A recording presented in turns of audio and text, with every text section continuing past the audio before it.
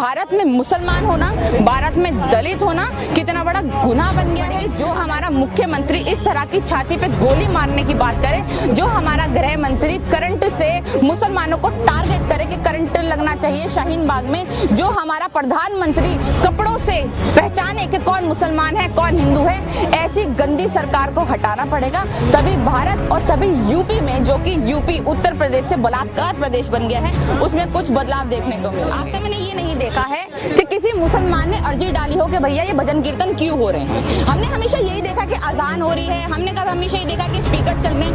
आप ठीक है, अगर आपको इनके स्पीकर्स बंद करवाने हैं, आपको इनकी अजान बंद करवानी है, उससे पहले आप अपने मंदिरों में बजने वाले घंटे, रात को बजने वाले कीर्तन, और जो ये लोग कांवड़ लेकर जाते हैं, जो लोगों को जगह जगह के इतनी बुरी तरह म्यूजिक बजाते हैं बड़े बड़े स्पीकर लेकर, उनको बंद करिए। तब आप दूसरे पर सवाल उठाने लायक बन सकते हैं। एक 21 साल का लड़का, क्योंकि वो मुसलमान है, उसको मार दिया जाता है। उसके सर में जब हमने देखा पोस्टमार्टम की रिपोर्ट जब आई, उसके पूरे पैर सूजे हुए हैं, उसके हाथ सूजे हुए हैं। अगर हमने नहीं देखा कि भैया कोई फांसी लगा ले, 1-2 फुट के नल पे और उसके हाथ पैर सूज जाए, सारे सर में गड्ढा हो जाए। ये जो औरत है, ये मोदी को, योगी को या फिर अमित शाह को अपनी आजादी का प्रतीक मान रही है। उनको बोल रही है कि भैया हम आजाद हो गए, और ये पागल औरत है, इसकी बात ना की जाए तो अच्छा होगा। मोदी के कंधे पर सर रखकर वो फोटो खिंचवाती हैं इस तरह की। मतलब आप ये देखिए कि जो औरत आजादी की बात कर रही है, 2014 से पहले वो औरत कहाँ मर गई थी।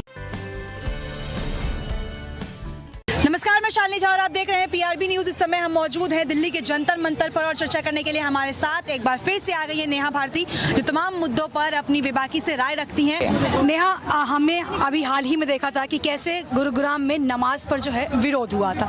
उन्हें बांग्लादेशी, पाकिस्तान जैसे नारे लगाए गए थे मुसलमानों को लेकर। अभी एक बार फिर से भारतीय जनता पार्टी की नेता प्रज्ञा ठाकुर ने ये कह दिया है कि जो सुबह अजान होती है उससे हिंदुओं को प्रार्थना अर्चना करने में प्रॉब्लम, और जो मंदिरों के जो घंटे बजते हैं उससे प्रॉब्लम नहीं होती किसी को। मतलब हमारे जब हम घंटियां बजाते हैं तो इस्लाम उसको नहीं मानता, तो इस्लाम में क्यों अजान होती है? मैंने आज तक मैंने ये नहीं देखा है कि किसी मुसलमान ने अर्जी डाली हो कि भैया ये भजन कीर्तन क्यों हो रहे हैं। हमने हमेशा यही देखा कि अजान हो रही है, हमने कभी हमेशा यही देखा कि स्पीकर चल रहे हैं।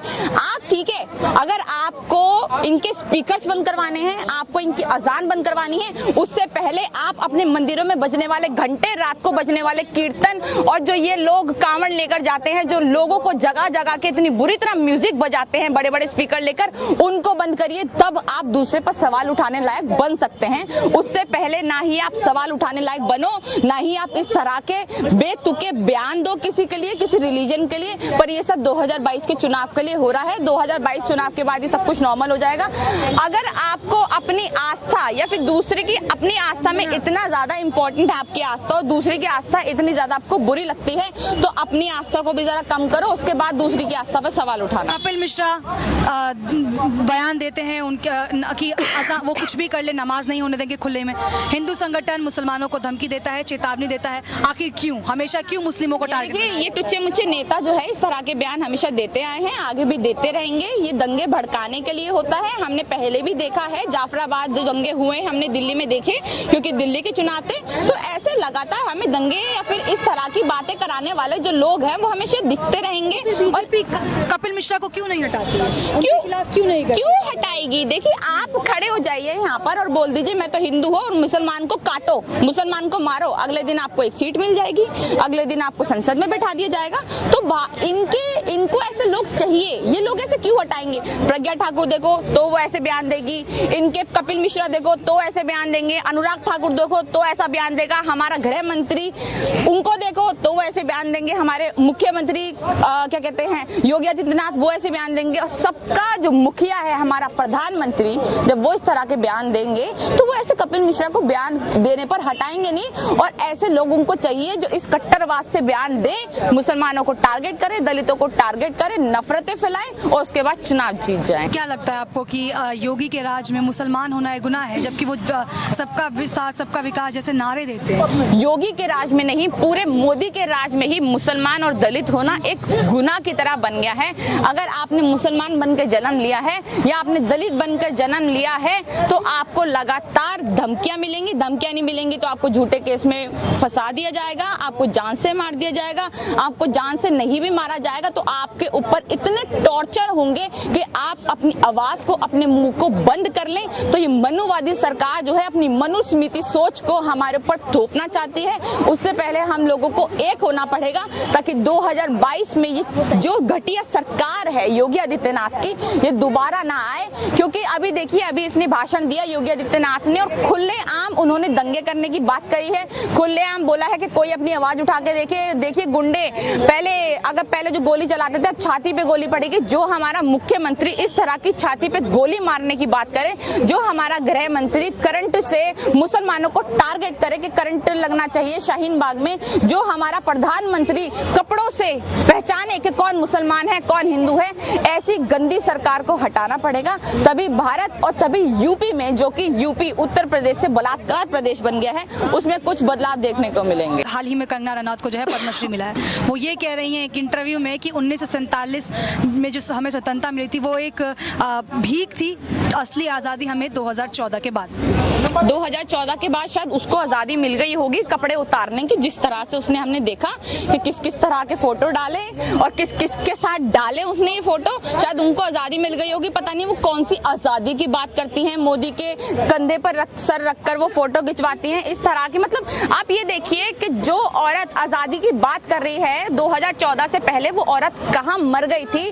कांग्रेस सरकार ने उसको कौन सी आज़ादी से रोक दिया? या फिर इनको आज़ादी ये लगती है कि भैया दंगे कराओ, गलत बातें करो, या फिर उनको ये वाली आज़ादी मिल गई कि जो वो रूम में बैठकर क्या कहते हैं वीर सावरकर के झुकी हुई थी उनके सामने, उनकी विधवा बने बैठी थी, शायद वो आज़ादी उनको चाहिए थी, शायद उनको अभी आज़ादी का फील होता है। तो देखिए, आप झूठा बनके, आप मक्कारी करके, आप गंदा बोलकर आप सरकार की नजरों में ऊंचा हो सकते हैं, पर सरकारें हमेशा नहीं रहती है, सरकारें बदलते रहती है। आप ये देखिए कि आपका आने वाला कल, जब लोग आप पर थूक रहे हैं, अभी आपका आने वाला कल ये देखिए कि कितना बुरा होगा। जो बद्दुआएं होती है ना, वो इतनी बद्दुआ ऐसी होती है इंसान को पूरा ऊपर से नीचे तक खाक कर देती है।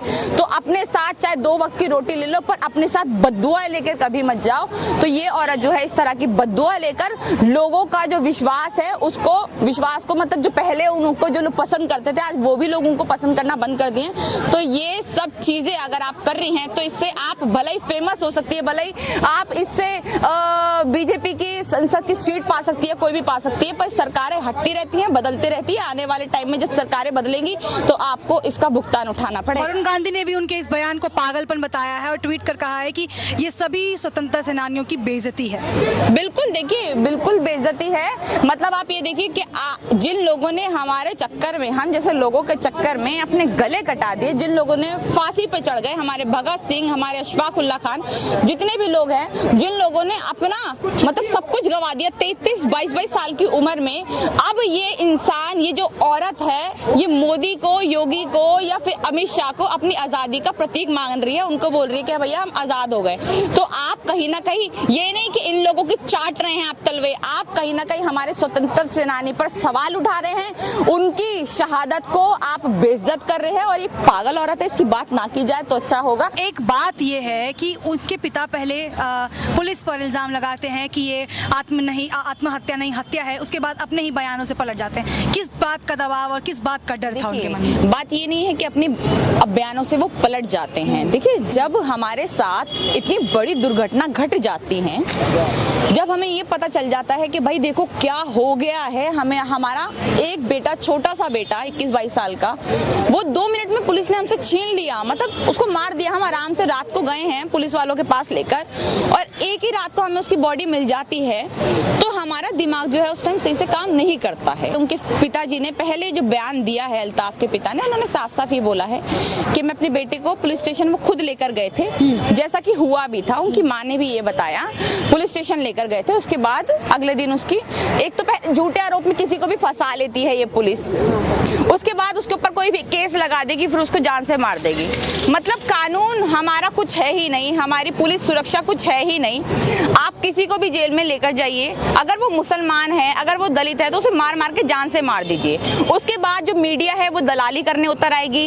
कोई भी ऐसा इंसान नहीं होगा जो उस मुसलमान या उस दलित के साथ खड़ा हो जाए, अपनी आवाज उठाए, और जो भी आवाज उठाएगा उस पर UAPA टाडा लगा दी जाएगी, उसको जेल में पटक दिया जाएगा कि अब बोल, तेरी कितनी औकात है, तू बोल कर दिखा। तो ये हमारे भारत में बहुत दिनों से हो रहा है। पर जो ये वाली घटना घटी अल्ताफ वाली, इसमें एक चीज देखने की मतलब इतनी हमें जरूरत है। अगर हमें सतर्क रहना है अपने आने वाले कल के लिए, तो आपको ये देखना पड़ेगा कि वो नल की टोटी 1 फुट पे है, 1 या 2 फुट पे है। 5 फुट 6 इंच अल्ताफ की जैसे हाइट बताई जा रही है कि 5 फीट की, उसके परिवार वालों ने बोला है 5.5 फीट, मतलब 5 फुट 6 इंच उसकी हाइट बताई जा रही है।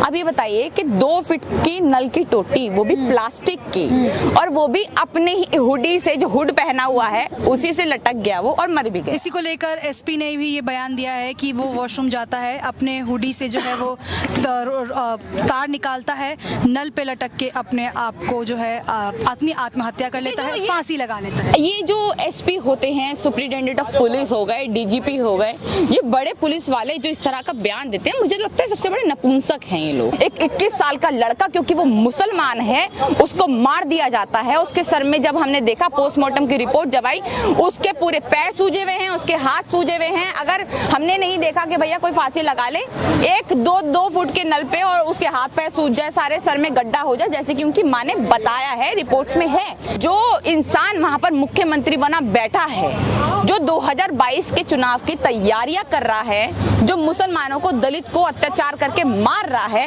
अब आप ये देखिए कि उन्हीं का पूरा बैक होता है इन लोगों के पास कि अगर आप नीच अपने आप को, मतलब अगर दलित है या फिर मुसलमान है, उसको मारो, जान से मार दो उसको, कोई बात नहीं, हम तुम्हारे पीछे खड़े हैं और आपका कुछ भी बिगड़ने नहीं देंगे। तो ये साफ जो घटना घट रही है, इससे हमें ये पता चलता है कि भारत में मुसलमान होना, भारत में दलित होना कितना बड़ा गुनाह बन गया है। अगर आप मुसलमान हैं, दलित हैं, तो आपको जेल में डाला जाएगा, आपको मार दिया जाएगा। और मुझे लगता है कि 2022 में आने वाले चुनाव में इनकी बीजेपी की जिस तरह से, जिस कदर से नफरतें फैला रही है, आने वाले टाइमिंग की बहुत बुरी हार हमें देखने को मिलेगी। तो ये थे हमारे साथ नेहा भारती, जिनसे हमने तमाम मुद्दों पर चर्चा की और सरकार को लेकर इनका गुस्सा आपने देखा, और साथ ही आपने ये भी देखा कि उन्होंने साफ कर दिया है कि 2022 में जनता इन्हें दोबारा नहीं लाएगी और 2022 में बीजेपी की ही हार होगी।